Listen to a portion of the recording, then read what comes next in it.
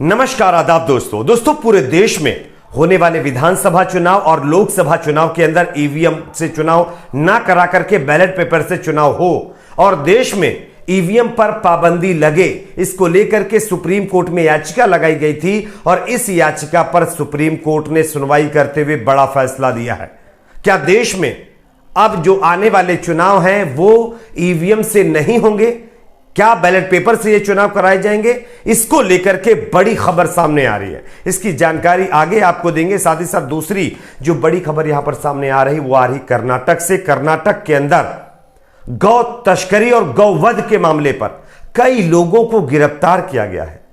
सबसे चौंकाने वाली बात तो है यह है कि इन जिन लोगों को गिरफ्तार किया गया है ना, वो वही गौरक्षक समुदाय से ताल्लुक रखते हैं जो गाय के नाम पर लोगों को मार देते हैं। किस तरह से, इस पर भी जानकारी देंगे। तीसरी बड़ी खबर सामने आ रही है लाल सिंह चड्ढा मूवी को लेकर के।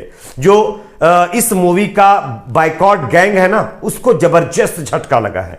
किस तरह से, इस पर भी जानकारी देंगे। उससे पहले एक छोटी सी रिक्वेस्ट आपसे करेंगे दोस्तों, अगर आप भी चाहते हैं कि हमारे देश में होने वाले चुनाव बैलेट पेपर से हो या ईवीएम से हो, आपके हिसाब से कौन सा ऑप्शन बेस्ट है, ईवीएम या बैलेट पेपर, नीचे कमेंट सेक्शन में अपनी प्रतिक्रिया, अपना फीडबैक जरूर दीजिए।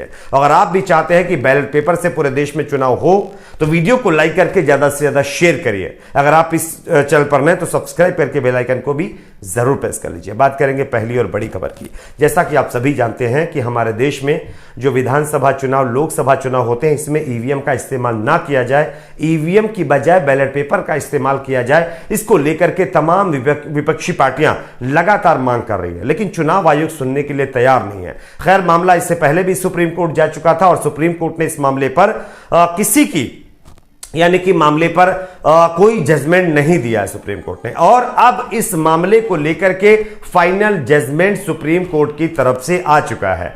अब देश में होने वाले चुनाव ईवीएम से होंगे या बैलेट पेपर से होंगे, इसको लेकर के सुप्रीम कोर्ट ने अपना रुख स्पष्ट कर दिया। मैं आपको खबर दिखाना चाहता हूं, आप इस खबर को देखिए।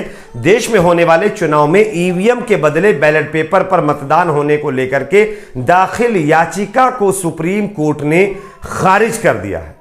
खैर, इस याचिका तो खारिज यानी की जा चुकी है, लेकिन इसके पीछे जो बहस में चीजें सामने निकल करके आई हैं वो चौंकाने वाली। हम आपको एक एक पॉइंट के बारे में समझाएंगे कि दरअसल सुप्रीम कोर्ट ने इस याचिका को क्यों खारिज किया है। देखिए, याचिका दाखिल करने वाले वकील ML शर्मा ने भारतीय संविधान के अनुच्छेद 100 का हवाला देते हुए इसे आवश्यक प्रावधान बताया था, लेकिन सुप्रीम कोर्ट ने न्यायमूर्ति SK कौल और न्यायमूर्ति MM सुंदरेश की पीठ ने इसे सिरे से खारिज कर दिया। समाचार एजेंसी PTI के मुताबिक सुप्रीम कोर्ट ने शुक्रवार को जन प्रतिनिधित्व अधिनियम के एक प्रावधान को संवैधानिक वैधता को चुनौती देने वाली याचिका को खारिज किया गया है। और इसी याचिका के तहत, इसी प्रावधान के तहत जो है ये मांग की गई थी कि देश में अगर संसद से कोई कानून नहीं बना है कि जो है चुनाव के अंदर ईवीएम का इस्तेमाल किया जाए, तो फिर क्यों ईवीएम का इस्तेमाल किया जा रहा है?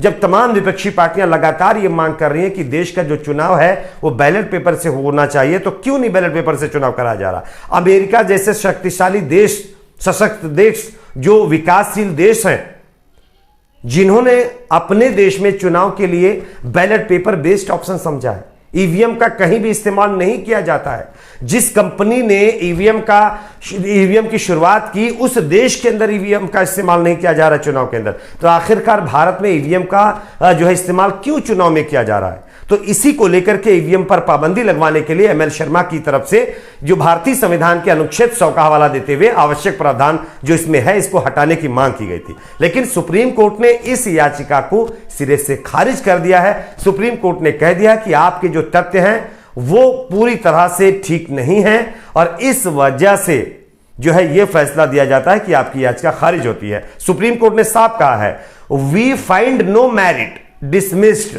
यानी कि इस मामले को, इसमें कोई मेरिट नजर नहीं आता है, इसलिए इसको खारिज किया जाता है। तो फिलहाल देश में होने वाले चुनाव अब ईवीएम से ही कराए जाएंगे, बैलेट पेपर से चुनाव नहीं करवाए जाएंगे। ये लगभग क्लियर हो चुका है। बात करेंगे अगली खबर की। अगली बड़ी खबर दोस्तों यहां पर सामने आ रही है कर्नाटक से, जहां पर गाय के नाम पर गौरक्षक, जो अभी तक जो है आप लोगों ने देखा होगा लोगों के ऊपर लगातार हमले कर रहे थे, उसी जो है गौरक्षकों के समुदाय से कुछ लोग पकड़े गए। और आश्चर्यचकित करने वाली बात तो यह है कि ये कुछ गाय को जो है ट्रक में भरकर ले जा रहे थे, और ले जाने के लिए जो इसका रीजन सामने आया वो ये है दोस्तों कि ये लोग गायों को काटने के लिए ले जा रहे थे। मैं आपको खबर दिखा रहा हूं, मोहम्मद इरशाद ने इस जो है खबर को ट्वीट किया और लिखा है कि कर्नाटक के मूड ब्राइड पुलिस ने जो है कुछ लोगों को अरेस्ट किया, जिसमें से पहले का नाम संदेश शेट्टी है और दूसरे का पार्टनर जो उसका है उसका नाम जो है विद्यागिरी, ऐसा कुछ बताया जा रहा है। तो इन लोगों को जो है गिरफ्तार किया गया है, और गिरफ्तार करने की वजह यह है कि ये लोग कुछ मवेशियों को ले जा रहे थे, लेकिन पुलिस ने जब इनको पकड़ा, जब इस पर छानबीन की तो पता चला कि ये लोग मवेशियों को वध करने के लिए लेकर के जा रहे थे। लेकिन सबसे अफसोस की बात तो दोस्तों ये है कि अब तक कोई भी गौरक्षा के नाम पर तांडव मचाने वाले वो गुंडे नजर नहीं आए हैं। और ऐसे यानी कि इस खबर के सामने आने के बाद कई लोग ट्विटर के ऊपर भी जो है अब एक तरह से सवाल खड़े कर रहे हैं। यहां पर देखिए, अवैस नाम के यूजर ने लिखा है, गौरक्षा के नाम पर आतंक मचाने वाले बीजेपी के गुंडे अब कहां मर गए। उसके बाद उन्होंने आगे और लिखा है कि चुलबुली नाम की एक ट्विटर अकाउंट है, यहां पर भी कुछ इसी तरह की जो है ट्वीट किया गया है। उसके बाद यहां पर कुछ और लोगों ने खैर ट्वीट किए, बहुत सारे ट्वीट आपको देखने को मिल जाएंगे।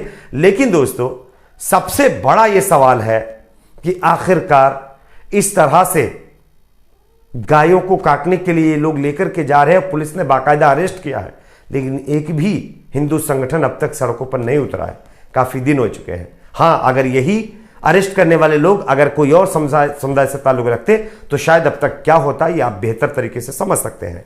बात करेंगे अगली खबर की। अगली बड़ी खबर दोस्तों यहां पर आ रही लाल सिंह चड्ढा मूवी को लेकर के। लाल सिंह चड्ढा मूवी आप लोगों ने देखा किस तरह से एक कंट्रोवर्सी में बनी हुई है। कुछ लोग इसके समर्थन में है तो कुछ लोग इसके खिलाफ, कुछ लोग बाइकॉट भी चला रहे हैं कि बाइकॉट लाल सिंह चड्ढा। ये ट्विटर के ऊपर काफी दिनों से ट्रेंड भी कर रहा है। लेकिन लाल सिंह चड्ढा मूवी कल रिलीज हो चुकी है और रिलीज होते ही इसने धमाल मचा दिया है। उस बाइकॉट गैंग के मुंह पर जोरदार तमाचा पड़ा है जो आज देश में धर्म के नाम पर नफरत फैला रहा है। मैं आपको खबर दिखा रहा हूं, आप देख सकते हैं यहां पर टाइम्स नाउ आप जानते होंगे ना, न्यूज चैनल भी है, इसके डिजिटल प्लेटफॉर्म पर इन्होंने खबर छापी और लिखा है, रिलीज के पहले दिन आमिर खान की फिल्म की अच्छी कमाई, जाने कितना पैसा कमाया। अभी तक जो खबरों के मुताबिक जानकारी है वो ये है कि आमिर खान की फिल्म लाल सिंह चड्ढा ने पहले ही दिन कमाई में मतलब जो उम्मीद जताई जा रही थी उससे काफी अच्छा परफॉर्मेंस किया है। 12 करोड़ रुपए की कमाई जो है अब तक, पहले दिन की कमाई की बात कर रहा हूं, ये जो है लाल सिंह चड्ढा मूवी ने की है। फिल्म सभी भाषाओं में रिलीज की गई थी और जितनी भाषाओं में रिलीज की गई है सभी का ये कलेक्शन है 12 करोड़ रुपए। तो ये कहीं ना कहीं एक अच्छी बात है कि देश में जो लोग धर्म के नाम पर और एक पुरानी बात को लेकर के जो कंट्रोवर्सी क्रिएट करने की कोशिश कर रहे थे उनके मुंह पर जोरदार तमाचा है और लाल सिंह चड्ढा मूवी को लगातार जो है कमाई के मामले में एक बड़ी उपलब्धि मिल रही है। आपकी अपनी क्या राय जरूर बताएं, वीडियो को लाइक शेयर, चैनल को सब्सक्राइब जरूर।